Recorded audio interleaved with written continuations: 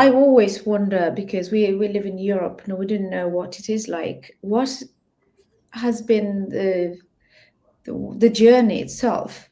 The what is the immigrant journey like, especially from Mexico into US? Yeah, so when we talk about sort of this undocumented movement, right? So think of it as just migration, and what you see if you took a global snapshot is you would see a significant amount of migration around the world, and so you'll see that movement particularly from places that are economically damaged.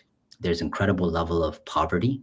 You also see places that are suffering violence and war. And so all of a sudden, you see this huge migratory flow that's occurring, let's say, from Africa into Europe, from West Asia into Europe, or from certain parts of Asia, including, let's say, Myanmar towards Thailand and later on perhaps to Australia, right? So what people are looking for is relatively similar: safety, an ability to rest, from violence, etc., an ability to have an economic life, and so on. So in the context of the United States, again, within that tapestry, the US is not unique per se, right?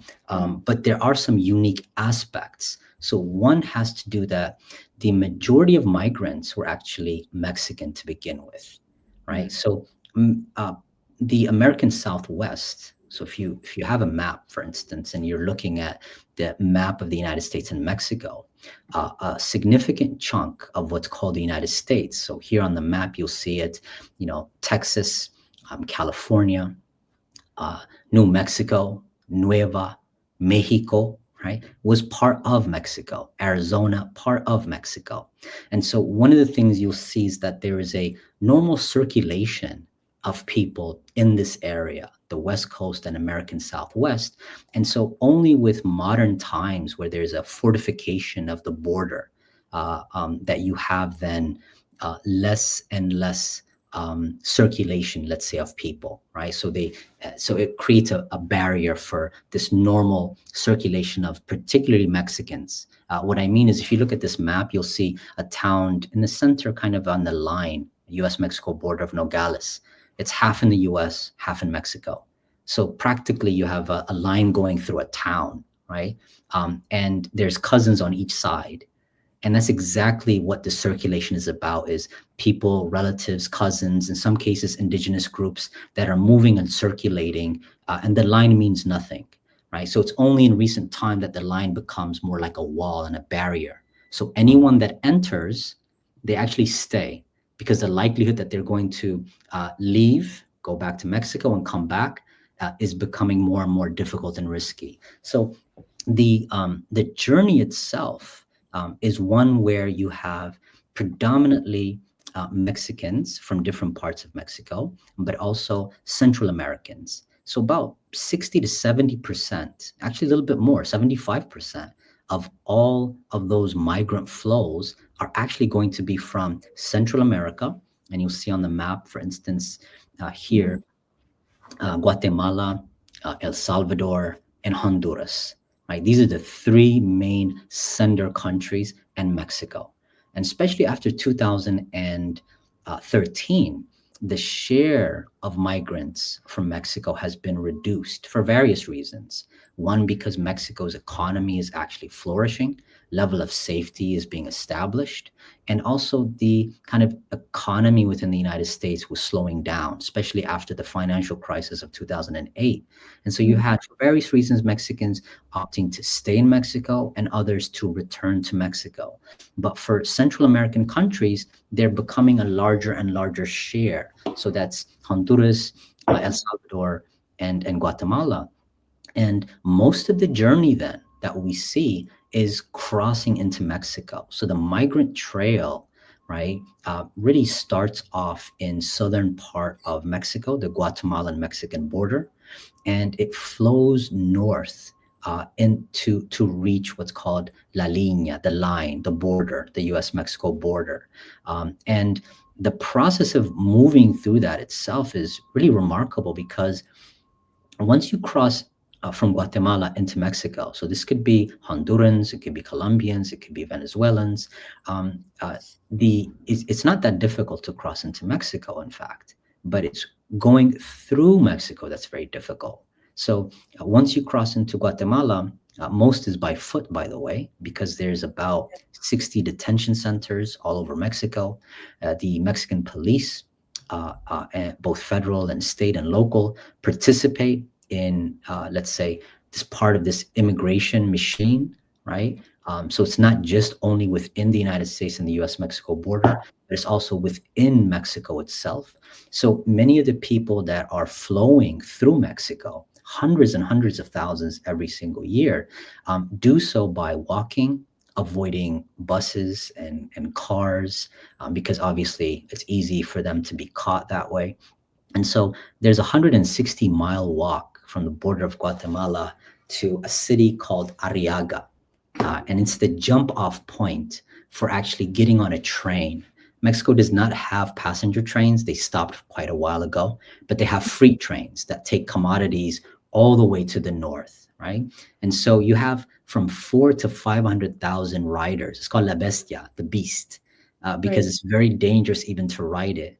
And so either you walk, and you are dodging all types of organized crime as you're moving through Mexico. So, for instance, cartels, they more and more have shifted from making money, let's say profits from the drug trade, but rather from human trafficking and kidnapping.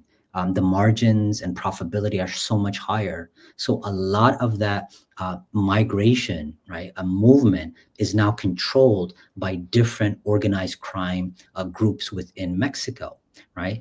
So the traditional name is coyote, which is like a dalala, right? Someone Mm. that you know from a neighborhood, they'll charge you some money, and you're able then to go and have a guide that can take you.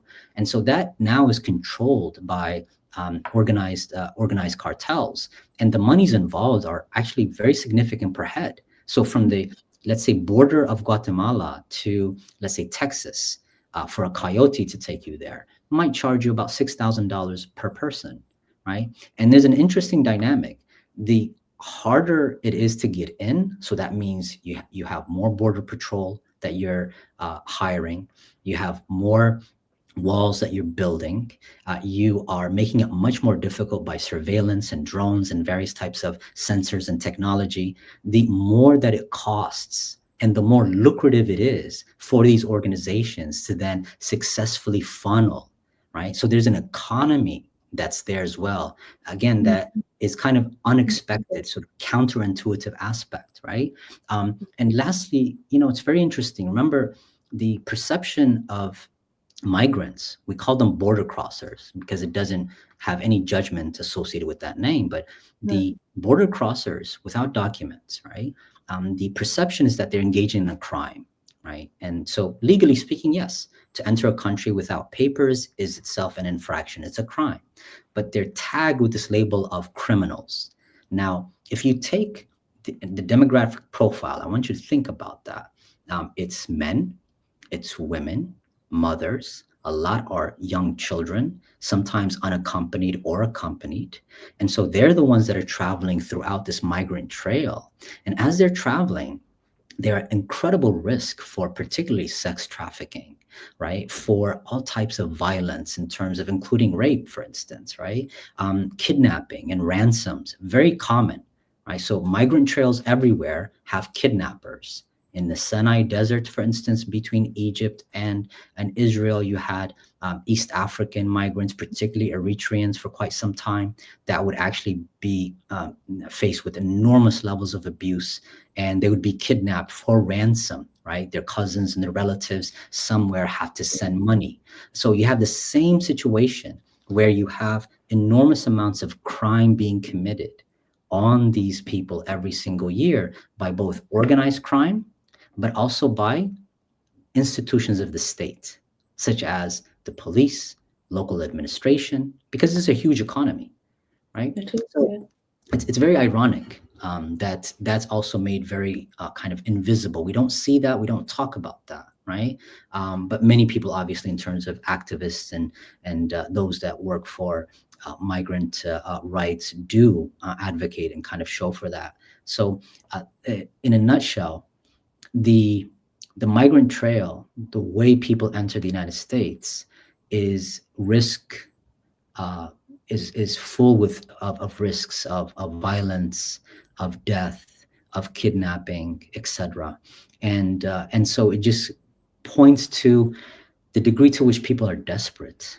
You know, many of these things are known, by the way. So Yes. when you look at the U.S.-Mexico border, there was a strategy developed in 1994 because the predominant mode of managing, particularly when it comes to, let's say, apprehensions or deportation, was essentially this interior deportation by consent, self-deportation, right? But that wasn't working, because many people would be deported and then they come right back, right? So, in fact, for those that are writing every single year, from about 4 to 500,000, a significant amount of them are Central Americans. So they enter the United States and then they're deported back, and then they ride the train. So Yes. 30% of that 500,000 are those that are called cyclical migrants. They're caught, they're deported, and then they try to come right back. So, frustrated by that strategy, they developed in 1994 what's called prevention through deterrence. And that's a nice sort of bureaucratic name, but essentially what it was trying to do was to use violence to particularly make it so risky that it involves almost what's called a low intensity conflict, right? Um, when the strategy was developed in 1994, the Department of Defense, not just Border Patrol that was involved in creating that strategy, but the Department of Defense, there's an office for low intensity conflict. So these are conflicts that, are not between two armies. Okay. And so this department, the planners from that department actually participated in establishing this mechanism. And the way it worked essentially was to funnel all migrants from areas that were safe. So there's lighting, there's roads, there's police. If you scream, someone is there to hear you. Yes. Towards areas such as the Sonora Desert in Arizona, right, where you're going to have to walk for a day or so, and the likelihood that you will die increases, right? So Yes. hostile terrain.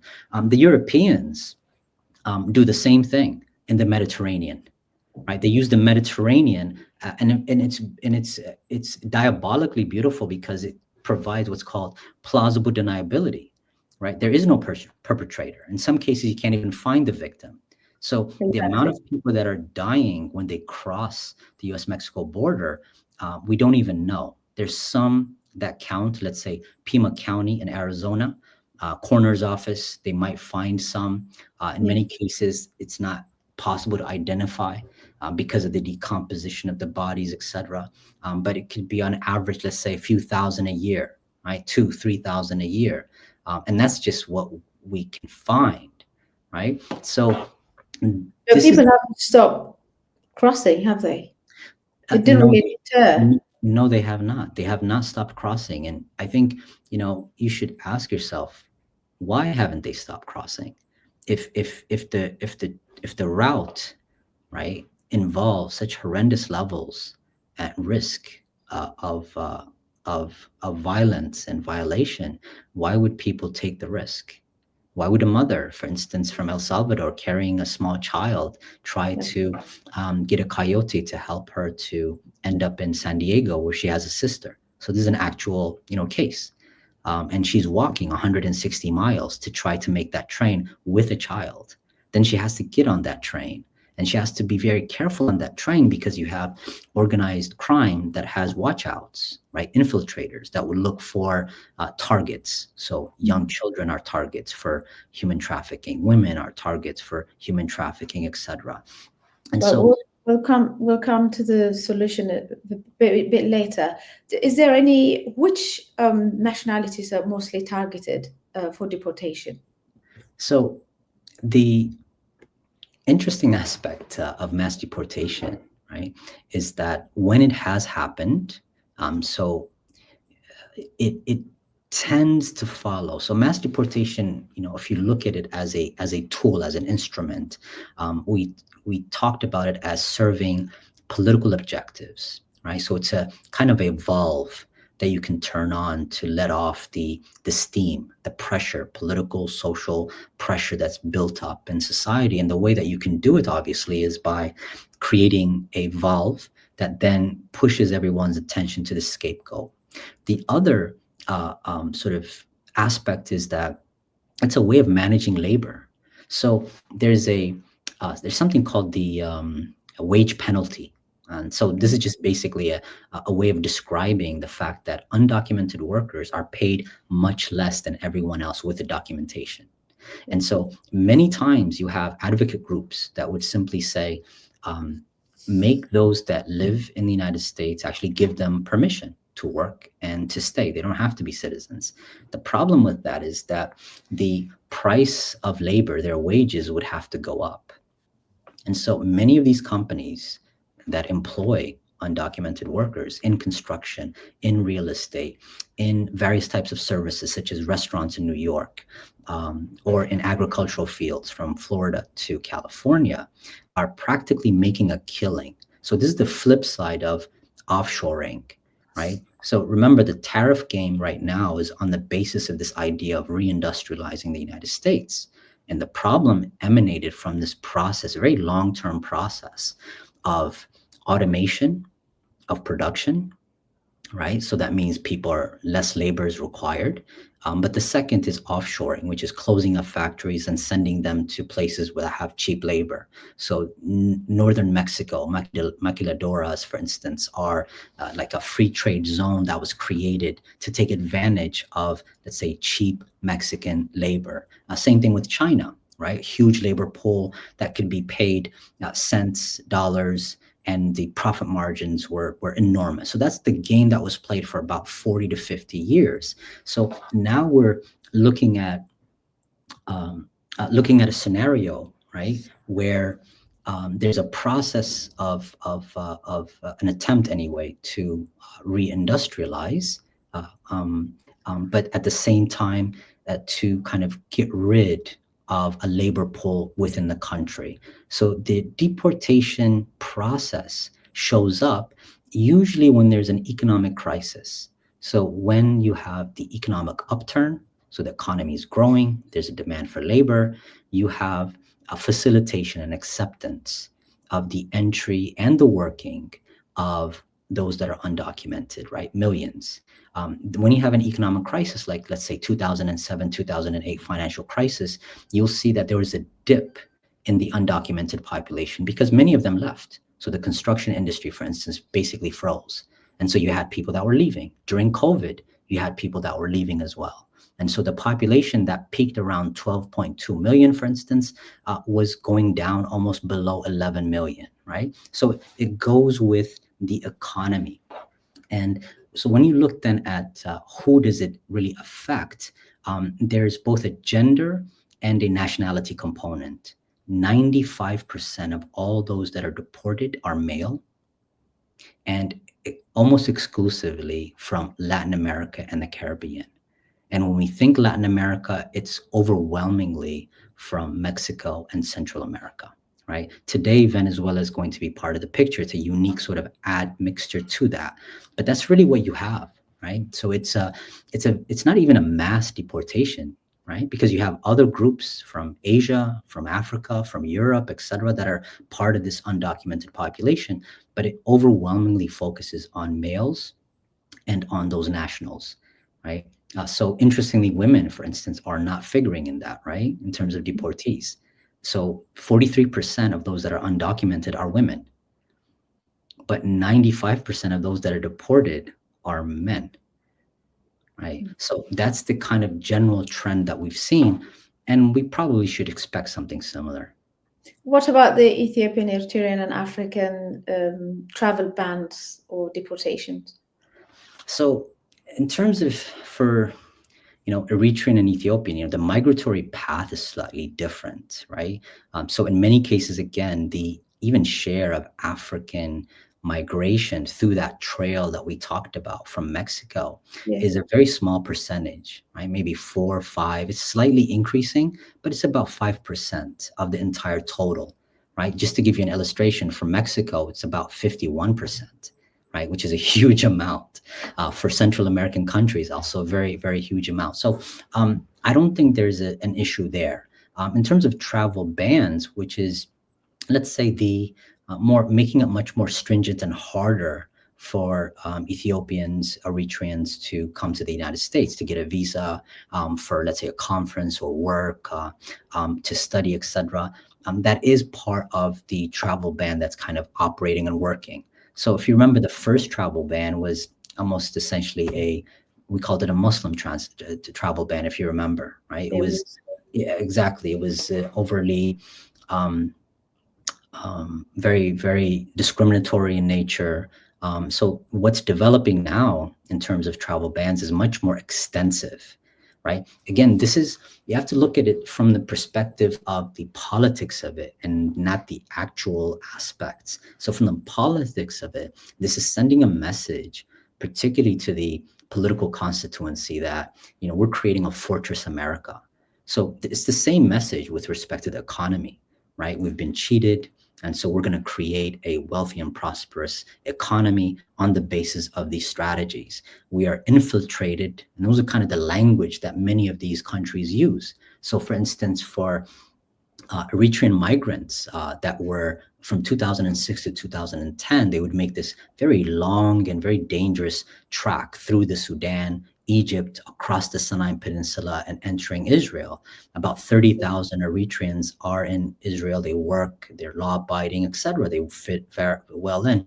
But the Israeli government, for instance, came up with this term as infiltrators, right? Economic infiltrators. So again, you can see this being used in different contexts. And I think in the US context, it's this notion that there's an infiltration, right, of many people from around the world, but specifically it's really focusing on, right, when you think of immigration, you think Latino, right? That's the image that's circulating. And so how do you put a stop to this infiltration?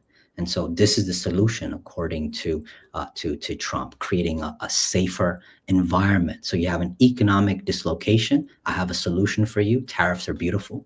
Then you have a social and political sort of tension as a result of the story regarding sort of migration, sort of open borders. And so the idea here then is to shut those borders, to make it more difficult for people to come in, right? And that's really the sentiment that's being sort of communicated. But with respect to nationals from any of those countries, we have to see. But I don't see much to worry about. For those that are concerned so far, these policies are also highly politicized. So not only do we have an incredible level of uncertainty, but we also have an incredible level of politicization. So, for instance, one of the categories that have been targeted for taking away their visas, removing them from the country, etc., are actually students, right? And so these are students with actually valid, by the way, valid visas. valid, and one that it's valid too is economy. The country gained some sort of economy from it. They pay for their fees, tuitions. Why are they targeted? Why should they be worried about it? So the politics of it is really, really amazing. So one aspect is that if you remember, there was a significant movement in 2024 during Joe Biden against, for instance, the U.S. foreign policy regarding the genocide of Palestinians in Gaza. And there was a significant amount of opposition to it. And it was student-led to a certain extent, right, on college campuses. And so there was also pushback against that. And I think it's very important to understand that what this represents in terms of political sort of implication, it's not just a question of free speech. It's actually a question of the unacceptance of any type of opposition to U.S. foreign policy, right? So the foreign policy, for instance, in West Asia or the Middle East, that may involve even more wars against Iran, as an example, or extending as part of larger geopolitical calculations, right? So that's what's at stake. And so when you have then students on college campuses that are essentially incubators of resistance, it's political expression, right? They're taking a stand. That is not accepted. And so Is it really political stand, or is it human rights violation that they stood against? there's no question. Of course, it's about the human rights violations, but it's a political statement, right? What they're asking is for their own government to not participate. It wasn't even that's the least amount, was for the U.S. government not to participate, particularly after the International Court of Justice had weighed in and found that there was plausible evidence that there was a genocide being committed. But even if we bring it down to simply mass atrocity crimes, etc., it was this demand to not participate in that. Right. So of course they're on the moral high ground, obviously, but it's a political stance that they were taking. Many of them are Americans, right? American citizens. So going after American citizens is a little tricky, but going after those that are here, that are visitors, is actually much easier, low hanging fruit. But the message is still the same. Many universities right now are doing all they can to be on the good side of the Trump administration because they're very vindictive and vengeful, right? The But business they community. when they lose a student, they lose money, right? Um, well, the federal government also funds quite a bit, right? Because I They saw some universities sent out emails for the students to just warning letters. If you go out, then if you fly, back home or somewhere, there might be some sort of restriction. So it's somehow advising them not to do it. So they're finding different ways, right? Because the contradiction is that, an academic space is a space for intellectual inquiry, free speech, dialogue, not censorship, right? And in fact, the way that universities have developed is not only to basically be these conduits to provide skills, right? But actually places where young people can be socialized to become empowered political actors, to think for themselves, Yeah. weigh rationally, analyze, and take political positions. And so that commitment towards creating a broader democratic society by socializing people into democratic conduct, etc., is essentially what we're seeing as an erosion, because the university has really stopped serving as that for quite some time, right? Mm. So in regards to money, right, the second category of students that have been targeted are those that are actually by default simply Chinese. This is Okay. very remarkable because Chinese international students they used to be the largest component of international students in the United States. And what was amazing about Chinese international students is that they represent sort of the gold standard for international students. They pay the full price, right? Yeah. American universities are some of the most expensive, if not the most expensive world. And so Chinese international students contribute on average about $30 billion. $30 billion to these universities. University of Michigan, it could be Cornell, it could be University of Miami, etc. Right? So they represent a significant income stream.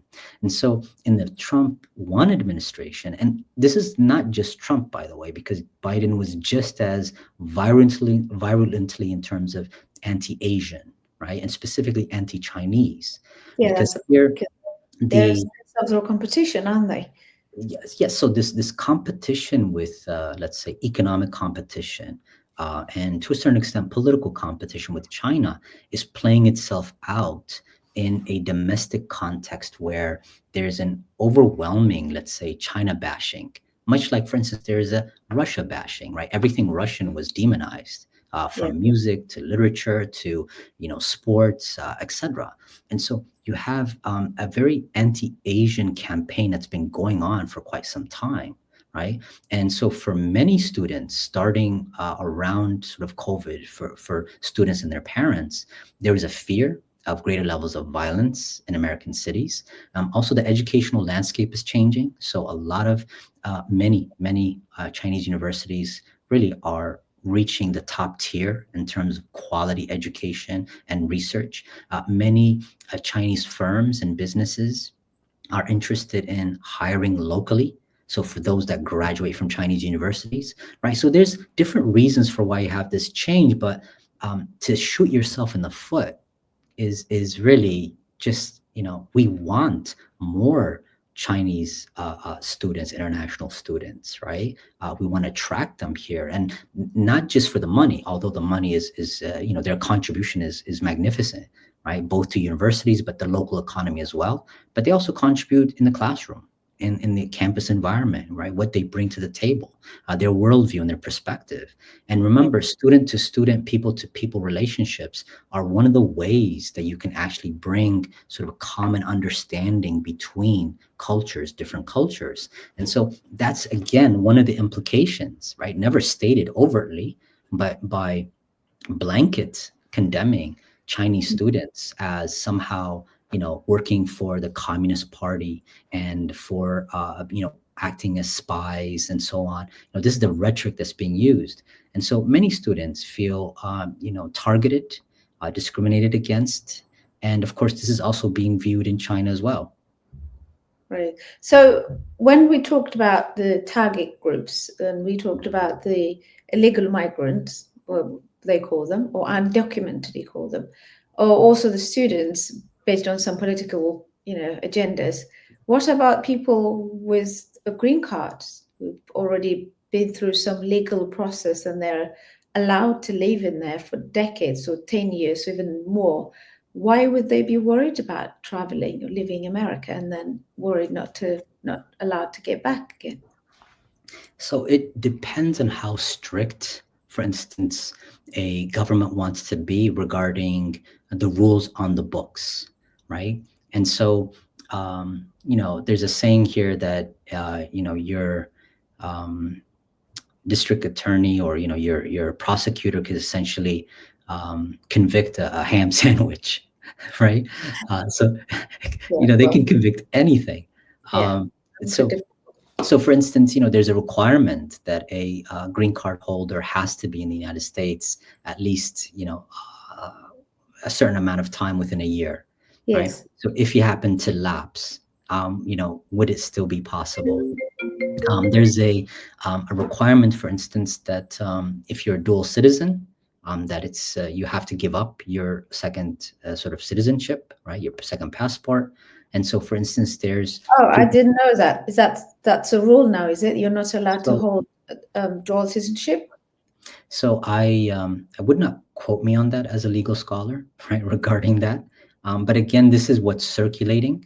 So, a faculty member that I know, for instance, is worried about leaving and coming back because, for the most part, this faculty member has been using a different passport, right? So, for instance, if I'm originally from Ethiopia and I've still kept that passport, then I can use that to go back and forth as opposed to using my US passport. So, that could result in a technical sort of a difficulty. Would that result then in some sort of proceeding? Not quite sure. If you are engaging in certain acts, or you have certain political sort of perspectives that are not agreeable, to the state. If you are a permanent resident, would that open you up to some sort of investigation? So, for instance, there is absolutely a retroactive look, right, in terms of the Trump administration wanting to look at those individuals that are green card holders, but who, for instance, entered illegally and were in some time during that period, let's say on welfare, right, social programs in the United States, then that would disqualify them, right? Say it was 10 years ago and the person was taking social services, housing, and food for a year, and they somehow were able then to find a path to become documented, in this case, to become a permanent resident. That initial sort of act of entering illegally, or let's say having an I-20 and having it expire, would then qualify, right, in the thinking today of stripping you of your permanent residency. And so that's why I think, again, there is really no clear plan. And that's even what makes it so difficult to figure out, and the level of uncertainty again involved. So, for those individuals that might fall into any of those categories, right? F1 visa, student visas, permanent residents, even naturalized citizens. It's always good to consult with a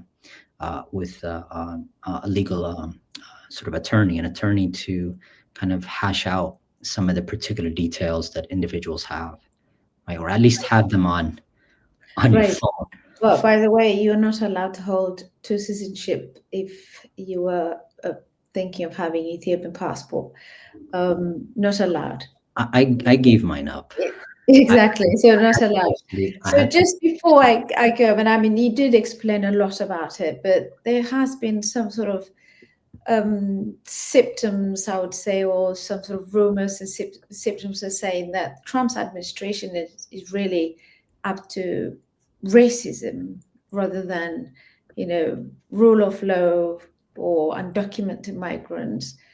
The people are saying or seem to be quoting him in some sort of speeches where he seemed to believe that the white groups didn't know, but there's no native. The natives are gone. Everyone is migrant in America. Mhm. That's not news to everyone. It's fact. Everyone is migrant. The natives I know who they are now, but they have that, with Elon Musk and Trump himself are considered to be hating the rest of the world, like Black community, Asian, um, African, and other races like Spanish and Mexican, and wanting to make sure that the white skin race is somehow in power and in control. What do you think of that? So there is an element of, let's say, white nationalism. So particularly in the first Trump administration, there was that element very overtly, right? And so again, this is even part of his cabinet. I think one of his key advisors has his own radio show where he's again spewing these types of things. Um, I wouldn't necessarily I wouldn't necessarily see it from that perspective, right? It's not something new. So it's not just that somehow, Trump represents an anomaly from the exception. So we talking today about mass deportation, but starting in the 1980s and even earlier, there's something called mass incarceration, and it is a legalized system of targeting particularly ethnicized minorities, and it impacts African American and Latino populations disproportionately, right? So this process of mass incarceration has destroyed African American and Latino communities. So it wasn't even just punishing individuals, but really punishing entire communities, right? Defunding them, taking away some of the most able-bodied youth that they've had during working age, and then entombing them into these prisons. So this is a bipartisan project. The previous president, Joe Biden, is unabashedly a supporter of this mass incarceration process. He supported Bill Clinton in 1994 in passing one of the largest crime bills in 1994 that resulted in more and more and more, particularly young Black and brown males in this country being incarcerated. There's an enormous amount of state killings in this country, and again, disproportionately Black and brown and working class as well, right? So there's a class element. And so when you see from that perspective, our institutions in the United States actually operate on a very racially discriminatory basis, whether it's our system of incarceration, our courts and sentencing, whether it's our banks and what kinds of loans and what interest rates you're going to receive.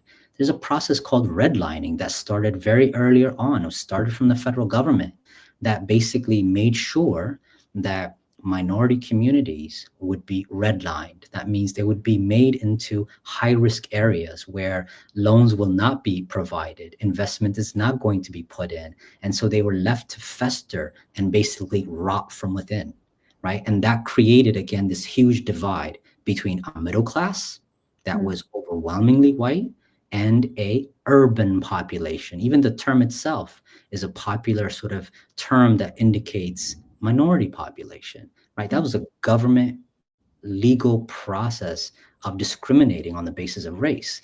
So having somebody express prejudice, racial prejudice, is obviously unaccepted, because I think the US has come very, very far since the 1960s, for instance, in terms of the acceptance of utterances of racial prejudice.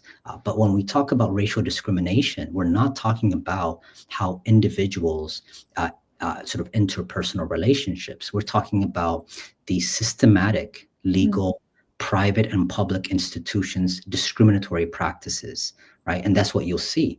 Remember today, to talk about women as not intelligent as men, for instance, can get you fired, right? The former president of Harvard, Lawrence Summers, he made that comment to say that he believed that women did not have the same capacity, mental capacity as men, and he got fired, right? But women remain discriminated in American society. There's something called a wage gap. A woman Yeah. at the same qualifications, same job, will receive less than a male. And in the same career trajectory, she'll never catch up, right? So we can go on and on in that respect. So I think it's best for us to see it in that fashion than, for instance, in the way in which the Trump administration and his political backers would love for us to see it, which is in this kind of racialist discourse. Just to give you, a sense, a billionaire was elected president with the backing of billionaires, and he is now about to betray and destroy the lives of working class Americans. Yep. Okay. And so it's in that reality then that you have this dancing, both with respect to tariffs, promising millions in prosperity for the same working class, and then with respect to mass deportation to stoke certain types of racial animus, right? Again, as a method of using that scapegoating. But otherwise, racism lies in institutions and not in interpersonal relationships today in the United States. And I would, your readers who really would love, your viewers who would love to read more about this wonderful book by Michelle Alexander, Mass Incarceration in the Age of Color Blindness, captures that. Yeah, interesting. Well, we haven't got much time left, but I just wanted to have one question as a close up. And if you can just wrap it up within about 2-3 minutes. Is this mass deportation, is it going to, hurt the economy? This is going to have a massive, massive hit, right, on the United States. And so mass deportation's economic effects, you should expect labor shortages, right? We talked earlier how the jobs that undocumenteds do are not easily, accepted by others, right, in the United States, by natives in the United States. So for instance, the state of Florida, the governor of Florida, I believe, is trying to pass a law that would allow child labor, right? Child labor has been outlawed in the United States. So child labor, that means people, age of 14 who are going to school, they'll be allowed to work the night shift overnight, and they'd have to work consecutively for 6 days, obviously, right? That's the thinking that they have in mind. Why? Because they understand already that deportation for Florida that really relies on undocumented workers, they're going to be in trouble, right? The other aspect is you're going to see a significant hit in terms of various sectors, right? So about 5% or so of the U.S. economy, 5% of the U.S. labor force is undocumented. and they are in strategic areas like construction and agriculture and food processing, etc. So those are going to be hit severely with labor shortages. Who's going to work those jobs? You're going to see then the commodities that they produce for us. So the American standard of living that really has lived and enjoyed a relatively, let's say, a good price at the grocery are going to expect to see high inflation. So the price of goods and services are going to be increasing. So here you have undocumented workers that are leaving. And so you want to reindustrialize the country through a tariff war, but you don't have workers, right? And then here you have a tariff war that creates inflationary pressure for the average person. Just like I told you, it's an attack on the working class. And by removing undocumented, you're actually also increasing inflationary pressure, right? So that's But one. maybe replaced by AI robots. Not tomorrow, not next year, right? So to actually build a plant. So by the way, in the business press, right, even with all this sort of discussion about perhaps using tariffs as a strategy of reindustrializing and having onshoring, businesses actually have to calculate very logically and rationally, right? Boards and CEOs are not simply going to say yes to a 5-year project and sinking capital costs and investing that money unless they, for instance, have infrastructure, access to certain types of energy, a labor force that's trained and willing to work and at relatively decent prices, right? American workers are slightly expensive, and so they're very at a competition, right? Nike, for instance, would not want to come to the United States and make Nike shoes. And in fact, that's what they're saying because American workers are too expensive, right? So the process of building a plant, particularly modern plants, are not like, you know, the Ford plants of yesteryears. Modern plants are highly, go to China to see what a modern plants look like, right? In terms of the sort of development and processes and of course the automation process. So it takes time. And you know, this administration has about 3.5 years left, right? Which could be light years as far as we know, but nevertheless, that's not going to work. Another, I think, impact is that this is tarnishing the image of the United States, right? So the reputation of the United States is very important.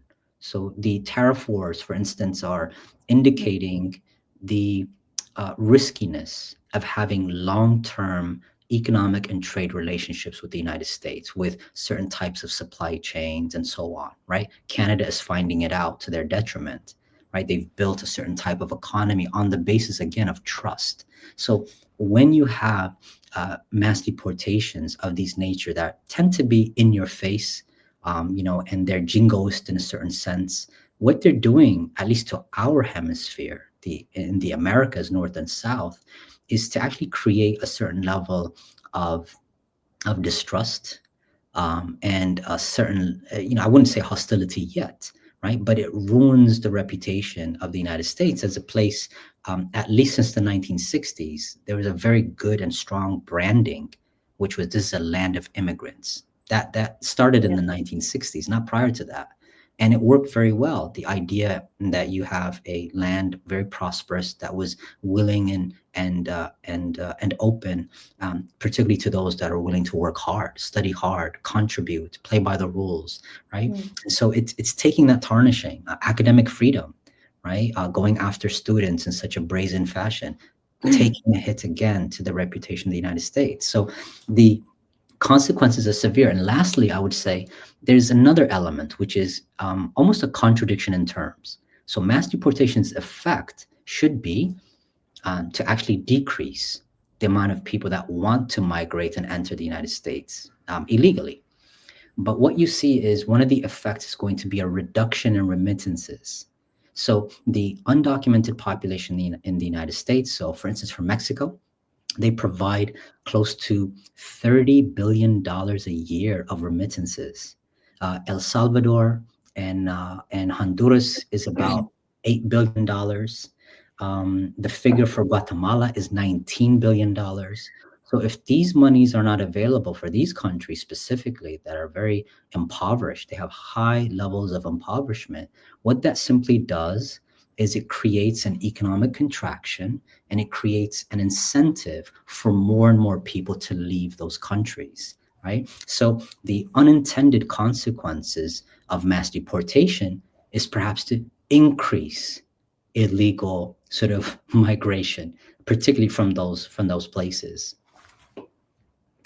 Thanks so much. It was quite a long discussion, but I still haven't finished my question, so hopefully we'll come back again, because this hasn't stopped anyway. So we might have new ideas, new roles and everything. So we'll come in about 2 weeks or 3 weeks, whenever you can, and finish off the question, whatever updates we have on these issues. Thank you so much, Professor Beniam Awash. Pleasure is mine. Thank you. This is all we have today. Thanks for watching. You've been watching Menalesh Meti. If you have got any question or any suggestion at all, please email me on menaleshmeti@gmail.com. Until next time, goodbye.